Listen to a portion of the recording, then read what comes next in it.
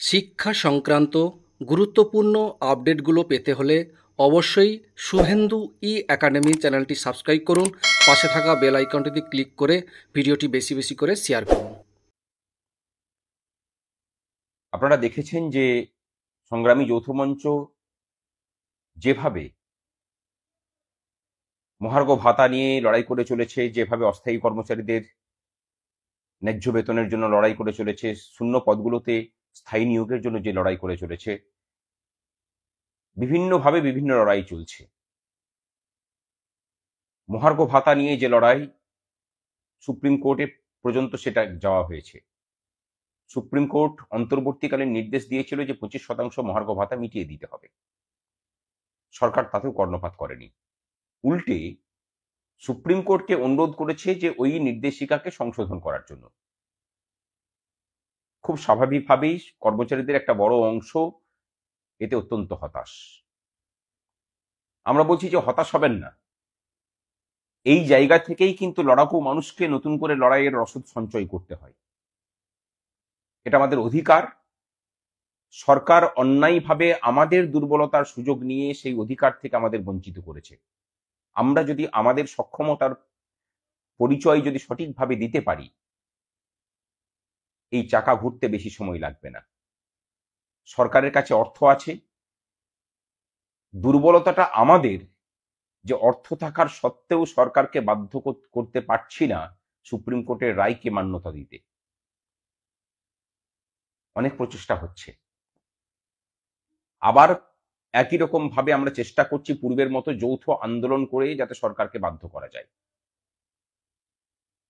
এই সরকারকে চাপে ফেলার জন্য আমার মনে হয় এই রাজ্যের সমস্ত সংগঠনের, শুধু কর্মচারী সংগঠনের কথা বলছি না, বিভিন্ন রাজনৈতিক সংগঠন, বিভিন্ন জাতিগত সংগঠন, বিভিন্ন রাজনীতি নিরপেক্ষ বিভিন্ন সামাজিক সংগঠন, তাদের নিজস্ব নিজস্ব দাবিতে যেদিনই কোনো আন্দোলন হোক না কেন, সেই একই দিনে আন্দোলন ডেকে এই সরকারকে আরো বেশি করে চেপে ধরার সময় এসে গেছে। পৃথক পৃথকভাবে আন্দোলন করে কোনো কিছু আদায় করা এই সরকারের কাছ থেকে সম্ভব নয়। এই তাগিদ থেকেই গোটা ভারতবর্ষে কর্মচারীরা, শ্রমিকরা বিশেষ করে, তারা যখন ভারত বন্ধের ডাক দিয়েছেন, শিল্পক্ষেত্রে ধর্মঘটের ডাক দিয়েছেন, আমরা পশ্চিমবঙ্গের বঞ্চিত কর্মচারীরা সেই একই দিনে আমাদের নিজস্ব দাবি দাওয়াতে আমরা ধর্মঘটের ডাক দিয়েছি। অনেকে বলতে পারেন যে দুটো ধর্মঘট একদিনে করা হলো, নিশ্চয়ই রাজনৈতিক যোগ আছে। আমরা বলছি এর মধ্যে রাজনৈতিক কোনো যোগ নেই। এর মধ্যে যেটা আছে সেটা সম্পূর্ণরূপে একটা রণনীতি, যে একই দিনে সরকারকে চারিদিক থেকে চেপে ধরা। যৌথ মঞ্চ, তার মধ্যে কোঅর্ডিনেশন কমিটি সহ বিভিন্ন সংগঠন আছেন, এবং সংগ্রামী যৌথ মঞ্চ, তার সাথে আরো অন্যান্য সংগঠন, তারা এক জায়গায় এসেছেন। আগামী 9 তারিখ ধর্মঘট পালিত হবে। কর্মচারীদের মধ্যে সন্দেহ আছে যে ধর্মঘট হলে পরে যদি রিপার্কেশন হয় তার সামাল কে দেবে। সংগ্রামী যৌথ মঞ্চ সেই সামাল দেওয়ার জন্য আছে। 2011 সালের পর থেকে ধর্মঘট নিয়ে আমরা দেখেছি যে কর্মচারীদেরকে অন্যায়ভাবে ভয় দেখানো হতো যে তোমার ব্রেক ইন সার্ভিস করে দেব, যদিও সেটা করতে পারে না সরকার। 2023 সালের 10ই মার্চের ঐতিহাসিক ধর্মঘটের আগেও ব্রেক ইন সার্ভিস করার ভয় দেখানো হয়েছিল, কিন্তু সম্মিলিত প্রতিবাদে এবং প্রতিরোধে সরকারকে পিছু হটতে হয়। একজন কর্মচারী শিক্ষকেরও ব্রেক ইন সার্ভিস কিন্তু করতে পারেনি। উপরন্তু 10ই মার্চের ধর্মঘটের পরে 22শে এপ্রিল যখন আমরা নবান্নে গিয়ে বৈঠকে বসলাম, তখন আমরা যখন সরকারকে জিজ্ঞাসা করলাম, বিশেষ করে মুখ্য সচিব এবং অর্থ সচিবকে, যে কিভাবে কোন আইনের প্রেক্ষিতে আপনারা এই ব্রেক ইন সার্ভিস লিখেছেন, একজন কর্মচারীরও ব্রেক ইন সার্ভিস করে দেখান। তারা সাহস করতে পারেনি। তারপরে আমরা সেই নোটিফিকেশনকে চ্যালেঞ্জ করে স্যাটে মামলা করেছিলাম, স্টেট অ্যাডমিনিস্ট্রেটিভ ট্রাইব্যুনালে সেই মামলা চলছে। মামলা আমরা জিতব। তারপর থেকে কোনো ধর্মঘটে, অনেক ধর্মঘটে আবার নোটিশও বের করতে পারেনি। এবারে দেখলাম আজকে একটা নোটিফিকেশন দিয়ে পরে বলেছে যে আপনাদের ডাইজ নন হবে। সেটার মানে কি? মানে একদিনের বেতন কাটা যেতে পারে।